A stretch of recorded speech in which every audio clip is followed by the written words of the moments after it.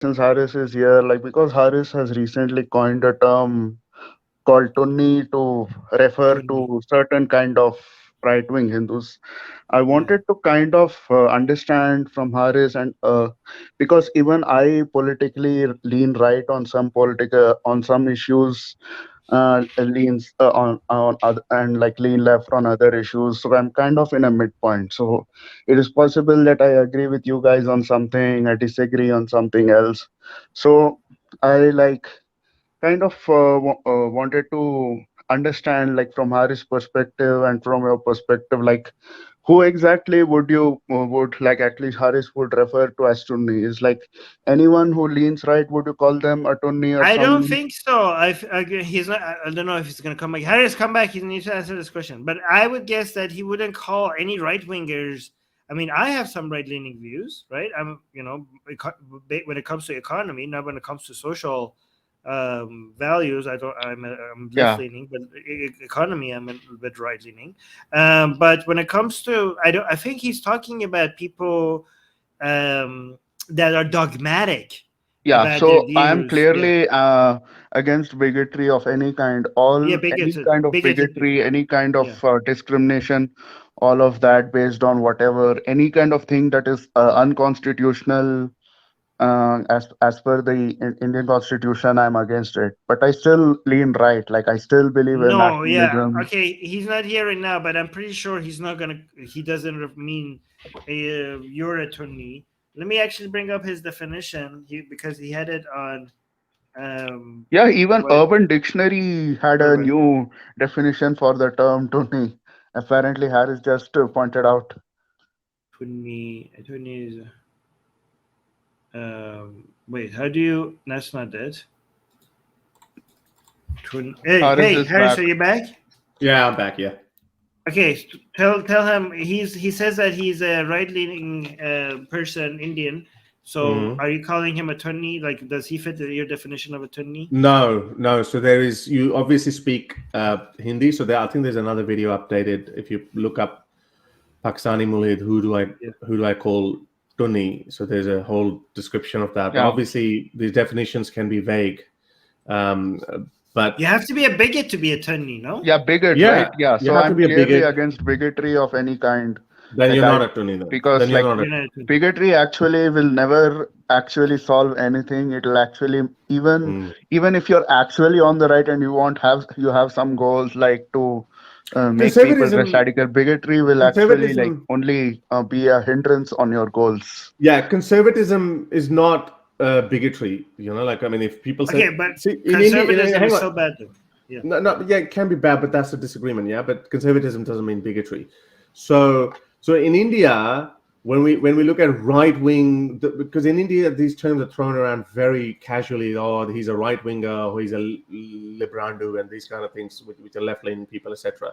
So obviously, in India these terms are thrown very casually, but Tunni is you can even have, for example, I call there's some atheist Tunnis as well. So there's some ex-Muslim Tunnis as well. So it's like the primary focus is Just to be bigotry. clear, Haris, when you say ex-Muslim, do you mean ex-Muslim atheist? Because there are some ex-Muslim Hindus as well, right? Yeah. So no. So you can, Farhan, for example. Have you seen my conversation with Farhan? He's an ex-Muslim, No. but he's a Hindu. So he's a very good friend of mine. He's an ex-Muslim and he's a Hindu because he's more interested in meditation, yoga, and all these things. And he's a very good friend of mine. So he's not. So I think the primary keyword in Tunis is the bigotry that we see towards towards anyone.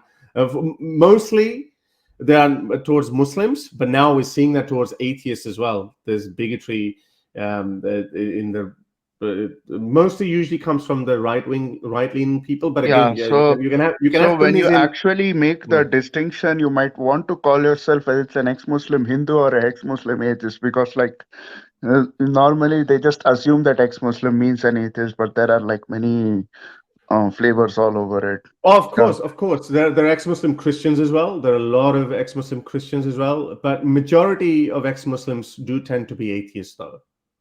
yeah. Yeah. So no. So as I say, like I mean, not right-leaning people are Sunnis. No, of course not. I mean, There are Kushal, many Kushal. flavors of Yeah. right-leaning.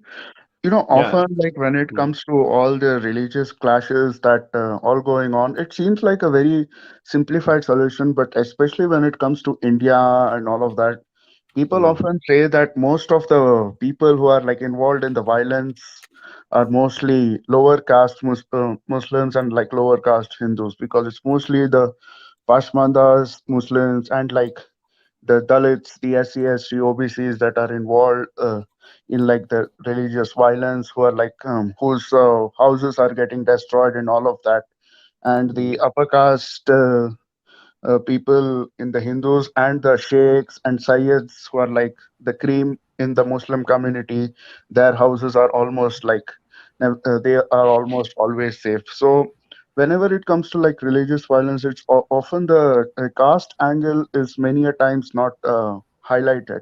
What would you like to want to say about that?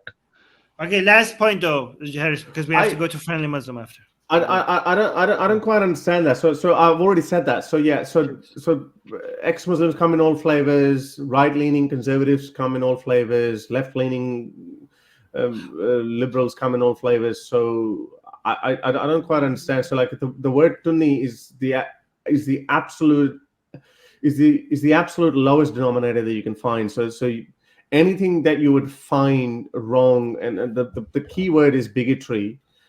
Be it towards Muslims or be it towards Christians. Like, I mean, for example, you find these commonalities between them. They'll be like, oh, these are rice bag converts and we got to take it back from them. Oh, there's Katmulle and Katwes and these kind of things. And then they somehow make excuses for violence against I think Muslims are probably at the forefront of are the biggest victim of that in India. So when we see these commonalities between them, we see, okay, so that's Tunnism. For definitely not the right wing. Like when if you're on the conservative side, for example, my friend Kushal, he's a right wing. Kushal Mehra, yeah, I do see. Yeah, so His he's on a views kind of changed Wait, initially because so Higgs boson, are you saying, because Shaky in the live chat on Twitch is saying that it will always be a lower caste who will be attacked most of the times? exactly.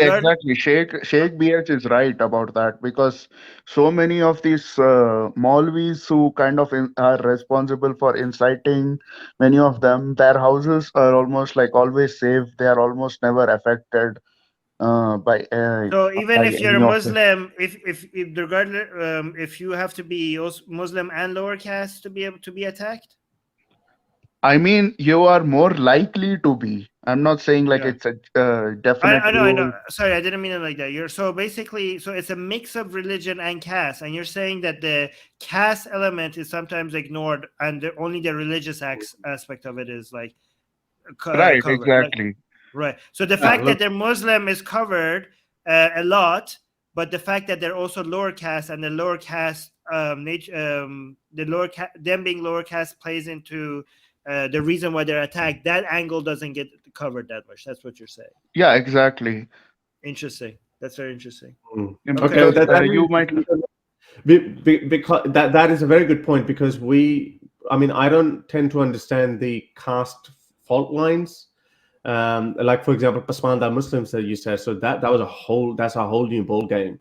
When you look at, hang on, there's a caste system happening over there as well, like what they call Pasmanda Muslims. Absolutely. Even among Christians and Sikhs. Satya is saying upper caste Muslims dying in riots is rare, and somebody else, which I can't pronounce their name, is saying, is that because of access to legal protection? Yeah, legal and other community protection, legal protection, and wealth, access to wealth. Yeah, you're right.